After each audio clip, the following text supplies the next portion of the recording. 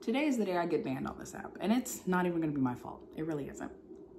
Hey guys, thanks so much for joining me on this afternoon edition of the Coffee Chat. I'm Channing Curtis, a journalist and a news anchor, and for today's news headline, it is wild. So the state of Louisiana just minutes ago passed a new law into effect that would make it to where people who are convicted of very heinous, very violent sexual crimes against children, they could have to undergo surgical castration. No, I'm not making this up. This is actually happening in the year of our Lord 2024, and I can't really say that I'm all mad about it. So here's how the whole thing works. So State Senator Diane Barrow actually is the one who really proposed this law, and she's really been pushing it.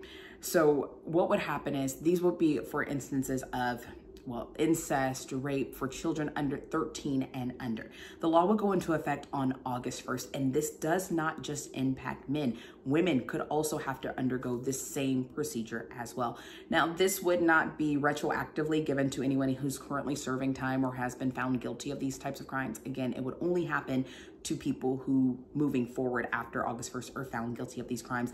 And it would be an additional level of punishment. So it could be in addition to jail time, fines, probation, whatever, all of these kinds of things. It's very in the weeds on how this whole thing works. However, like I said, like the thing just passed, but it does still have to go to the governor's desk for them to either sign or veto. We'll have to just wait and see how this whole thing comes about.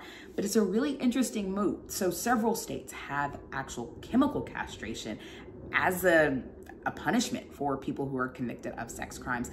It's just a pretty rare occurrence as far as like how often these things happen. And even in some of those states, including Texas, Florida, and California, where the person who is ordered to undergo a chemical one can actually decide that they want to go through with the surgical option instead. I mean, I guess it's your prerogative, whatever. So yeah, that's really what's happening here. I think it's pretty interesting. I want to know what your thoughts are, because like I said earlier, I can't say that I mind it. I'm not sure if there's a downside, what the downside is. You tell me, what do you think this morning?